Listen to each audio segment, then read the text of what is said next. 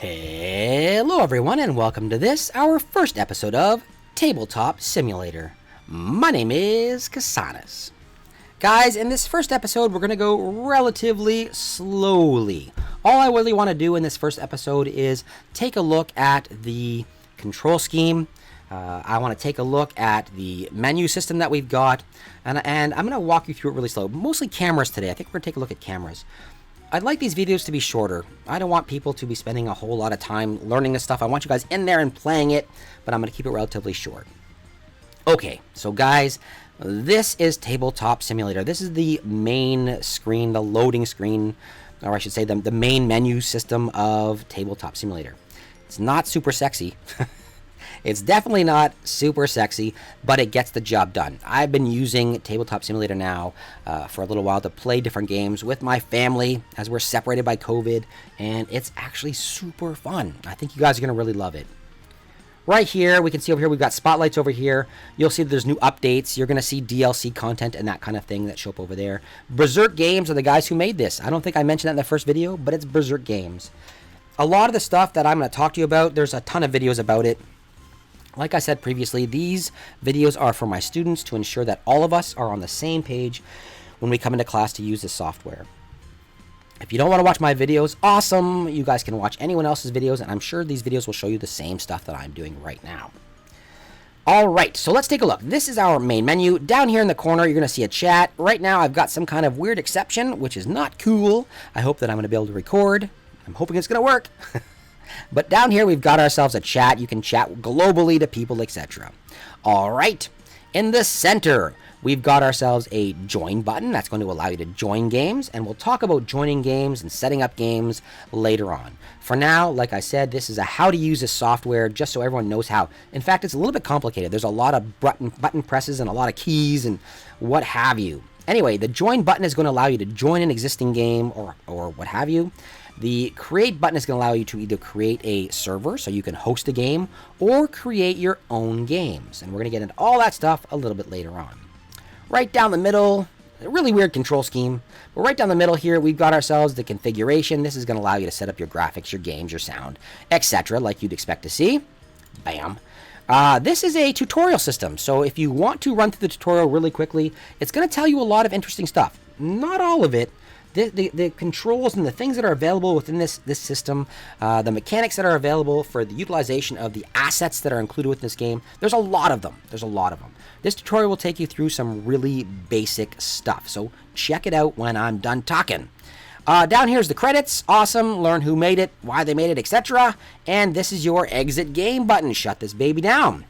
Okay, so to start off with, guys, we are going to go into create. I know we're not going to actually be creating a game right now. We're going to, not even creating a server, really. We're just going to create a single-player game. So if you go to create and then you click on this, it's going to allow you to launch a solo game, and it's going to launch the actual game window. When you first launch the game window, it's going to come up with a window that looks like this. It's going to show you the games that you have saved. It's going to show you the games that you've played. I've been playing a lot of Dungeons, some Barbarian Prince, pretty cool. This is the one that I made in order to be able to check out whether or not this was going to work for my students. You guys are welcome to check that out. Pokemon Golden Sun Adventure if you want. And they've got DLC here and tons of classics. Now, we already talked about where all of these things are, all these games are. They are on the Tabletop Workshop, available through Steam. If you can load this up with 1 million different games. Okay, we're not actually going to use this right now. We're not going to talk about loading a game or anything like that. We'll talk about that later on. For now, let's just turn it off. Okay, and let's take a look at what we've got here. Most of your games, you don't have to have one, but most of your games are going to have a table of some kind, right? This is where your game is going to sit. Now, currently, I don't have anything in here, and I didn't load a game. We're going to add some things as we move forward. At the top, it shows me. It shows I'm the host of the game. It shows my little image, my little picture. I'm going to be indicated on the table as well. My picture is somewhere right around here. You can't see it where we're currently located. You can see my name here. That name indicates where I am sitting. I am sitting at that location on this table. And if you had other people playing, they would show up on these different locations. So however many seats are available for the game you've created or the game you are playing. Chat is still available right down here, and we have a long menu right here. So quick quick menu stuff right here. This is, we're basically in the movement or the grab right now. There's a pen tool that allows you to draw different things. There's different zones you can set up where people can and can't see certain things. This is the line tool. The flick tool, we'll take a look at that later on today. We've got our combine tool that allows us to put everything together. A text tool, this is our text tool, sorry. Our text tool. Our gizmo tool showing you how things are moving and origins, what have you. Our decal tool. And lastly, our point tool, which allows us to point at certain things on the screen. All right, that's basically what it does. Let's go back to the grab. At the top right here, we've got our main menu. We've got our games, objects, music, notebook. Notebook is where all the rules or any notes you want to create for your games are. Options, modding, and flip the table, which we'll take a look at a little bit later on. For now, guys, let's get some objects on our screen. What I'd like you to do is, if you click games, you're going to go back to that original screen. We don't want that. If you click the objects button right now, it's going to launch a brand new window. This brand new window is going to allow you to add different things. So right now, I can see in the background, I've got some kind of like, I don't know what that is, judge's chamber or what have you in the background. You can change out the backgrounds to anything you want. You can put your own in here through custom, excuse me. So let's say I wanted instead, this is going to be played in a cathedral. Well, then I can add a different background for what my players will see. We'll take a look at how to see that in 1 second. Back to objects. We have tables, backgrounds. Tables will allow you to change the tables. Right now we're using this hexagon. You can choose any kind of table you want or create a custom table or have none at all.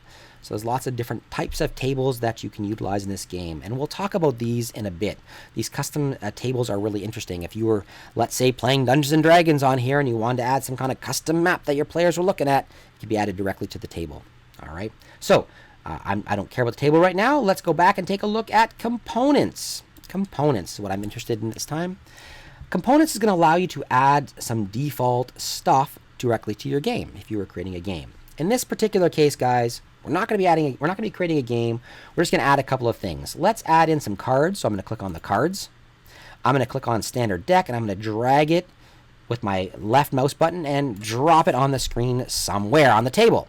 52 cards. If I hover over it right there, they are now landing face down with the backside up, which is awesome.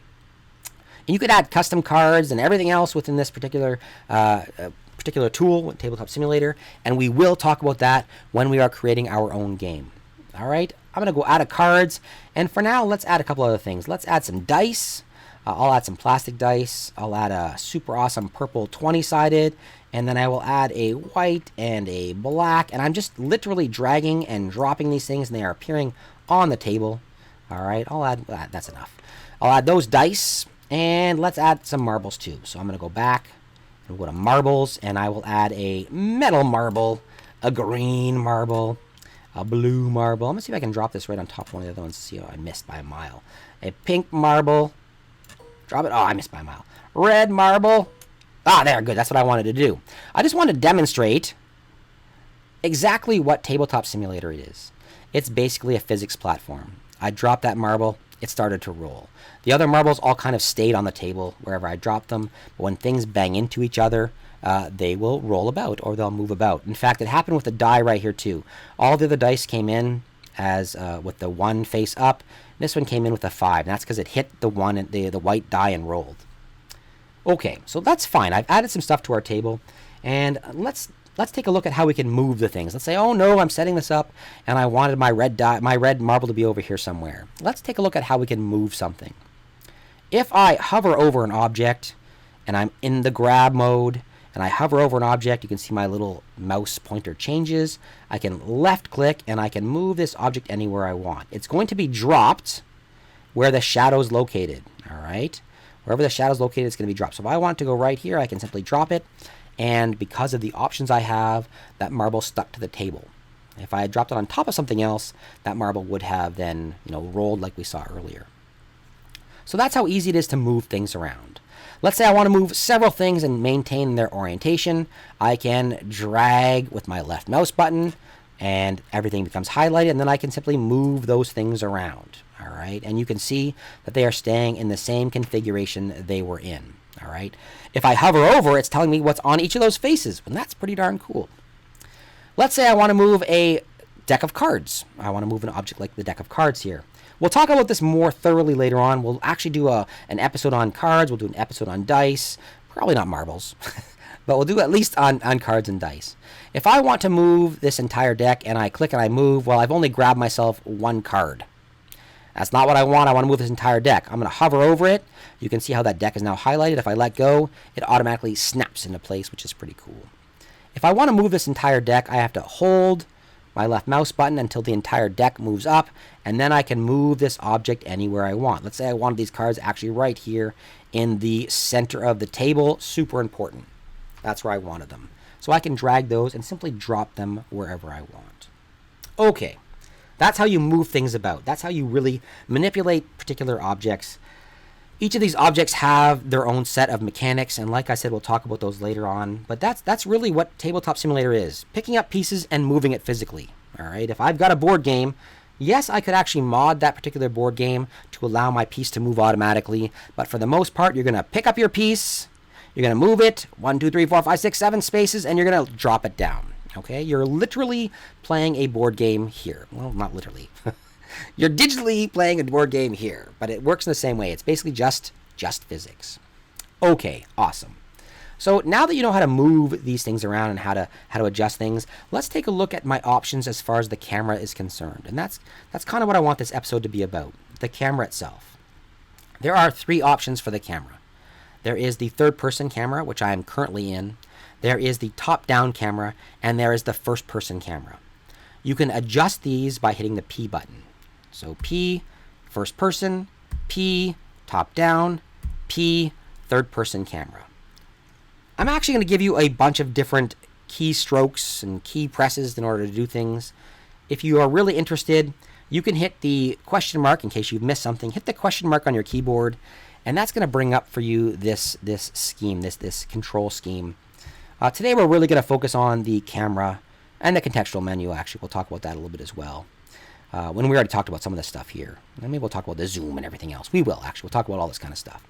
Okay, so the camera itself. Let's take a look at that. First, third, and top down is what we just took a look at. I'm going to close this off. It's available either through the question mark button or in menu. You can load the configure the help menu button, and it's going to bring this up. Okay, so in third person and in top down, the controls for moving about your screen are the same. Okay, I can move around my screen with the WASD keys. So W forward, S backwards, D, and A. So moving me left and right. Pretty awesome. Stuff you're already used to. Awesome. If I want to, I can utilize my middle mouse button by pressing and holding, and it's kind of like this free movement. So now I'm pressing and holding, and I'm able to move around anywhere I want. You can see the background itself is not moving, really. The table is moving, not the background itself. If I want to zoom in and out in third person, I have a couple of different options. I can use my middle mouse button, and I can rotate. So let's say I want to zoom in on my cards. I can zoom in, move over, and I'm looking right at my cards. All right, I can zoom backwards, and I'm basically zooming the table, not the background. Remember, guys, the background is just a picture. Zoom in. Let's say I'm all out of whack here. Oh, no, I'm way over here. If I hit the space bar in either third person or top down, it will reset my camera to my seat location. Okay. Rotation of your camera is done with the right mouse button. Click and hold, and you can rotate. And there is my seat. There is my picture. Anyone who's seated on the table will have this being shown. All right. And I can actually look around the 3D image that I've added in as well. So if that is important, if you are adding in, and it might be, you might choose a particular picture that is adding to the narrative of your game or into the overall aesthetic appeal of your game. It's going to be important. All right, guys. Remember, when you start to talk about building a game, UX is about everything the player is going to see and do and how they're going to experience it, all right? So maybe that background is going to be important. So by using my right mouse button, I can kind of look around and see different things. And once again, I'm all out of whack. Space bar moves me back to my original seat. Z will also zoom, so that's going to offer me a quick zoom. If I hit Z or Z, if you're Canadian, Z. If I hit the Z button or the Z button, it's going to either zoom me in or zoom me out. All right, I can do the same thing with my middle mouse click, middle mouse click, middle mouse click. And you can see I'm kind of zooming in wherever I'm pointing. All right, so it's there, There, it's there. If I wanted to zoom in up here, I could put my mouse up here and I could hit the Z button and it's going to zoom me into that location. Okay. So there's the quick zoom is Z or the middle mouse click. The incremental zoom is going to be the mouse scroll, the middle mouse scroll button. And those are the controls really for either third person or your top-down view. They're exactly the same for third person or top-down. When we talk about first person, let me hit P again, and you can see I'm in first person camera right now, and it doesn't look like things have changed a whole heck of a lot. All right. What has changed is how your controls work. Now my D and A keys will still move me left and right, but my W key and my S key will move me either forward or backward. So I'm going to move towards my mouse or away from my mouse in first person. I can still utilize the right mouse button to scroll around, and I will move about based on that. All right, so if I look over here and I use my W key, I'll move forward and backward based on whichever way I'm facing. It's basically a first-person camera. The reset button will not work here. If I hit spacebar right now thinking I want to go back to where I was, I hit spacebar, I'm actually moving upwards. So the spacebar button is having me fly upwards. The control button is having me fly downwards. Okay, so in your first person camera, you are moving about as if you are the camera itself, just like you'd expect in any other game. Okay, I'm going to go back to a third person camera. We'll stick with this for now. And I will recenter my view. So that's how you move about this particular game. Okay, it's pretty interesting. Now, there's a couple other things you can do that I might as well show you right now. If you hover over anything at all and you right click, it'll give you a contextual menu for that particular object. If you're not hovering over an object and you right click, it's going to bring up this other contextual menu. And this menu will allow you to move through some of the things we've already discussed. So in camera mode, I'm currently in third person. It indicates it with the little blue dot. But I can switch to first person or top down. So let's say I want to be, I decide I want to be in top down. Bam, I'm there. Oh, no, I like third person better. Bam, there I am. Okay. Some of your other options are save and load camera. Now, these are interesting. If you've got your game set up in a particular way and you need to move in and take a look at something often, and I don't want to go over here and click Z every time or Z every time. If I really want to, see this all the time, let's say my dice are always rolled in this location. I want to be able to go in there right away. Let's set up a camera and save it at that location. The first thing you're going to do is set up the camera the way you like it. So I'm going to go over here. I'm going to kind of zoom in. And let's say that's the camera view I really like. All right, I like this camera view. And I want to be able to go to this camera view right away all the time. What I can do, anywhere, click to bring up my menu. Go to Save Camera. And I can choose the number 1. Now, if I hover over, you can see I can also press Control and the 1 key to save that camera in that location. If I click, I've now saved camera 1. Let me head back here. I'll hit the space bar and I'll move back and away from where we were. I'm playing the game, and now I actually want to zoom in and take a look at the dice that were rolled. On the load camera, I can go to load 1 or shift number 1 as it's indicated there. If I do, you see that I will automatically zoom in to those dice. All right, and we have up to 9 of each cameras. So let's say I want to, I like to see this view over here. Let's say this one here is really important. I want to see this for some reason. Right click, save camera, camera number 2, or control 2, excuse me. There we go. Camera number 2 saved. Spacebar to go back to where we were. Load camera, camera number 2, and bam, I automatically fly over there and I've got that view every single time. Okay, pretty darn cool. Those are the different camera views that we have an option for here. And I might as well discuss blindfold right now. Blindfold is here. Let's say you've got a game where players aren't supposed to see what you're doing on the screen. You can use the blindfold key and that will automatically lower the curtains down. With my lowered curtains down, I can't see anything that's occurring. Nothing I can see up there. Remove the blindfold is going to allow me to remove the blindfold and now see the changes that have occurred. Okay. Let's see, a couple other things I want to talk about in this first video just so we can kind of see them. I won't talk about most of these tools. We'll talk about the flick tool, however, because they're kind of fun. The flick tool is going to allow you, as the name implies, to flick something. So let's say I wanted to make a game where I smash these different marbles together. Let's say I want to do that. I'm going to click on, with my flick tool selected, I'm going to click on the object, and I'm going to drag with my my left mouse. You can see I've now got an aim, and let's say I wanted to try and make a pool game, and I want to shoot my metal marble at the red marble. Boom, I can do so. All right. The physics interactions are currently set to on, and I can set them up to be able to flick things and move them about. Okay. That's the only one I'll talk about really on this menu for now. We'll talk about the other things a little bit later on, how to roll dice and how to move cards and that kind of stuff. All right. Last thing we're going to take a look at, we might as well take a look at it right now, is the game is over. I'm really angry. Flip the table. Boom. There we go. I flip my table over and I send things scattering and falling to wherever they go. And they just keep falling forever. I'm glad they added this option because very frequently when I lose games, I flip the table. I'm a sore loser. All right, guys. I hope you enjoyed that first video. We'll keep it short. We'll keep it simple. That was camera movement. Basically, that was camera movement. In the next video, we'll take a look at cards. All right, guys? So, if you enjoyed that, let me know with a thumbs up. If you didn't enjoy it, let me know with a thumbs down. That's perfectly fine. If you're one of my students, you have to watch it anyway. Give me a thumbs up or thumbs down. It's up to you guys. All right? I love hearing from you. Please leave a comment down below. All right, guys? Thumbs up, thumbs down, comments down below, and if you haven't done so, please take a few seconds to subscribe. Have yourselves a wonderful day, everyone.